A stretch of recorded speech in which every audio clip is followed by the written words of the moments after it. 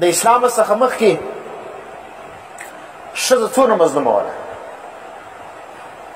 زه د هغه لږ نقشه تاسو ته بیانوم چې نن راوتلي ولې پر 8 مارچ باندې اسلامآباد کې مظاهرې کولې او چا نیم کمیسان اغوستی وو، چا پراغ اغوستی وو، چا سرلس کړی وو، چا څه چمونه کول. د اسلام سره بغاوت اعلان کړی وو. دوی ته دغه خپل حال نه دی پیدا چې په دې باندې کوم ظلمونه کېدل. نو یو قوم چې کوم دی رومیان،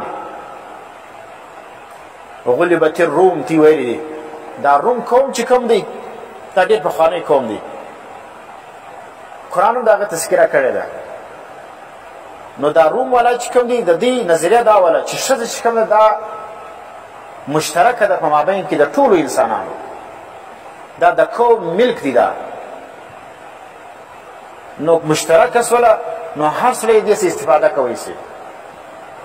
دا څونه خطرناک خبر ده. ښځه د ټول قوم سره مشترکه ده چې د چا خوښ وي هغه د استفاده ځین کوي. ښځه چې کوم د هغه هم دا رقم قومي ملکیت ولو، نکاح نه وله چې د چا څنګه خوښه وله هغه ډرامې یې کولې. او یوحنا د هغه نظریه څه وله؟ هغه ویل دا ښځې چې کوم ده دا د شر څه پیدا سوې ده. معنی د شر جړ چې کوم دی هغه ښځه ده. د امن او د سلامتۍ دښمنه ده چې کوم ځای ښځه موجوده وي هلته به امن نه وي. او عیسایانو څه ویل؟ عیسایانو خو تر 586 عیسوي پورې دا خبرې نه منله چې ښځه داسې انسان ده.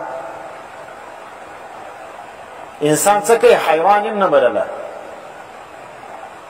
د هغه وروسته بیا چې خلکو دا ورته ویل چې یاره ته خدا خپله خره یاست که موږ خره بولي. دا نور قوم ورته ویلي چې ښځه څنګه نه ده انسان، ښځه څنګه حیوان نه ده. نو بیا چې عیسایان سره کښېنستل په 586 عیسوي کې اوس ځای 2000 شو دی، د نن زمانه 1500 سال پهلې دا چې سره کښېنستلو د دې مشرانو کوم دغه یو سربراهان ولو، نو اخر پر دا نتیجه ورسېدل چې ښځه انسان ده، په دې کې روح سته، دا بېجانه نه ده. پخوا یې داسې حیوان هم نه بلله. دا د عیسایت چې نن پر دنیا باندې حکمراني کوي عیسایان او دغه سره یهودیان. د هندوانو څه نظریه وه؟ زموږ همسایګان د غوا بچان هغو دا نظریه وایي چې ښځې چې کوم ده اچوت ده. اچوت څه ته وایي؟ دا په هندوانو کې یو قوم دی، یو طبقه ده چې دا کمزورترینه طبقه ده. دا د دوی خادمان دي. نو هغه دغه چې کوم اچوت کوم طبقه ده هغه دا ده چې کوم شي لره دومره بده طبقه ده چې کوم شي له لاس وروړي بیا دغه نور هندوان په هغه شي کې هغه له لاس نه وړي، هغه شي له لاس نه وړي، ګیلاس له لاس وروړي اچوت. نو دوی چې کوم دی هغه د نور قوم چې کوم دی هغه د ګیلاس سره لاس نه وړي. په کوم ګیلاس کې چې اوبه وڅښلې نور هندوان په هغه کې څښي نه څښي، اوبه نه څښي. نو دغه هندوانو چې کوم دی هغه ښځه څه بلله؟ اچوت یې بلله، منحوس یې ګڼله. تر دې حده پورې د ښځې جلا بستره وله چې پر کوم بستره به ښځه کښېنستله پر هغه باندې بیا هندوان چې کوم دی هغه نه کښېنستلی چې پر دا باندې چې کښېنستلی منحوسه شی کښېنستلی دی. نو ښځې چې کوم دی هغه چې دومره قدر بې عزته وله په دا معاشره کې، نو چې د دې د لاس شی څوک نه خوري او د دې د خلکو بد کېږي، نو لوښی جلا او خوراک یې جلا او د ویدېدو ځای جلا. نو دغه شی چې کوم دا ښځه چې شوله په معاشره کې د هندوانو یو زنده لاش ولو. معنی ژوندی خو ولو خو لیکن مړی ولو، ځکه چې انسان چې قدر نه وي نو هغه بیا چې شي په ژوند باندې مړ وي.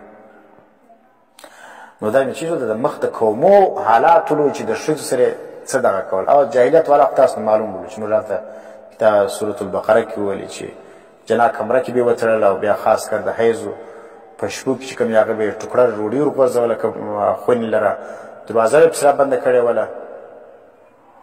او دلته چې زموږ معاشرې له راسې بیا نو تاسو ته معلوم دی چې زموږ په معاشره کې هم د جاهلیت یو ریښه چې کوم د هغه پکې موجوده وي.